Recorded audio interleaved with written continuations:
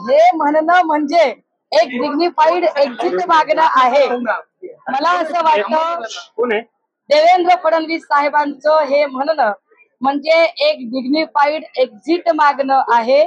कारण काल मला वाटतं सायंकाळच्या वेळेला चंद्रशेखर बावनकुळेजी आणि देवेंद्र फडणवीसजी यांची जी भेट झाली होती, त्या भेटीतली जी खलबत होती की जेवढी मला माझ्यापर्यंत पोहोचलेली आहे त्यानुसार चंद्रशेखर बावनकुळे यांना सुद्धा प्रदेशाध्यक्ष पदाचा राजीनामा द्यावा लागेल।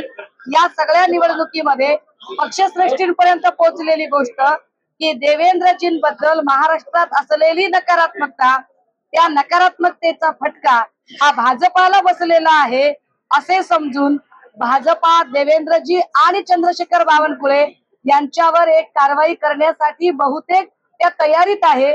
पण त्याच्या आधी आपणच स्वतःहून एक डिग्निफाईड एक्झिट घेण्याचा प्रकार म्हणजेच देवेंद्रजींचे मुख्यमंत्री कधी होऊ शकतात माझं अजूनही ठाम म्हणणं आहे। काल जर कुणाला असं वाटलं असेल की मी विजयाच्या उन्मादात किंवा चिडून म्हटलंय तर नाही, मी अत्यंत गांभीर्यानं आणि जबाबदारीनं हे नोंदवते की देवेंद्र फडणवीस साहेब हे या विधानसभेलाच काय कुठल्याही विधानसभेला ना ते मुख्यमंत्री होऊ शकतात, ना मुख्यमंत्री पदाचा चेहरा म्हणून भाजपा त्यांना प्रोजेक्ट करेल।